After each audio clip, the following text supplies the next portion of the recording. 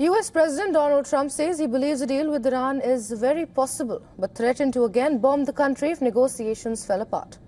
But Iran is yet to respond to a new US proposal to end the war, with its chief negotiator warning that Washington was seeking to force the Islamic Republic's surrender. Talking to reporters, President Trump said US had very good talks with Iran over the past 24 hours, but there's no deadline for what he expects to hear back from Tehran and when it is to do so. It's in a red state, we're going there too, but it seems that it's heavily... So I think we won. Now it's only a question of, look, if we left right now Iran, it would take them 20 years to rebuild. You would call that, we're in good shape, right? Fantastic shape. We're in good shape. And now we're doing well. Now we have to get what we have to get. If we don't do that, we'll have to go a big step further. But with that being said, they want to make a deal. We've had very good talks over the last 24 hours. And it's very possible that we'll make a deal. Yeah. Earlier in the day, Trump had sounded more pessimistic about the chances of a deal. In a Truth Social post, he threatened to restart the US bombing campaign in Iran, calling the possibility of Tehran agreeing to the latest US proposal a big assumption.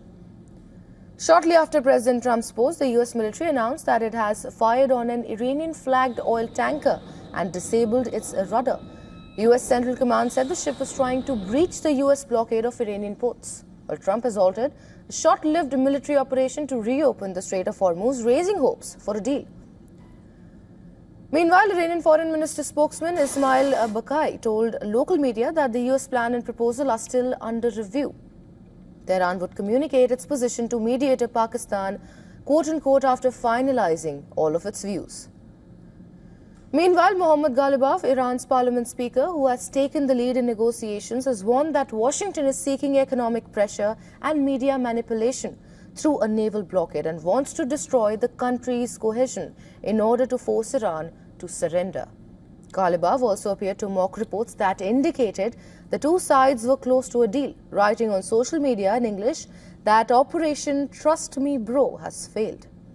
He said such reports amounted to US spin following its failure to open the Strait of Hormuz.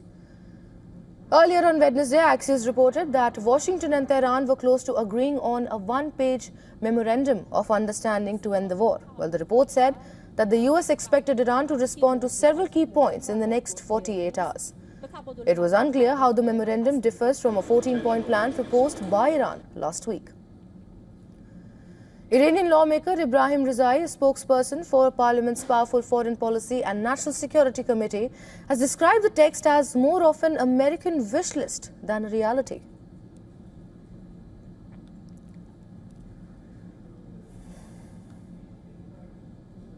And for more on this, our correspondent Susan Tehrani has sent us this report from New York. Listen in. President Trump says that the United States has had, quote-unquote, good talks with Iranian negotiators and claims that Iran has agreed that it can't have a nuclear weapon. Iran and the United States are now working through mediators on a possible one-page framework memorandum that could restart formal negotiations as early as next week in Islamabad. This, according to multiple reporters who spoke with President Trump on the phone on Wednesday.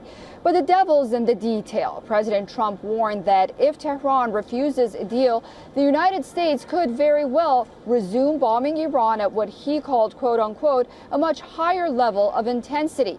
Markets reacted positively to the diplomatic momentum, with oil prices falling sharply. Both Washington and Tehran at this point seem to be looking for some kind of off-ramp, and the timing of the president's comments are significant. After all, they come as the U.S. president gets ready to visit Beijing, where Iranian Foreign Minister Abbas Araghchi paid a visit as well. Susan Tehrani reporting from New York for WION World is One.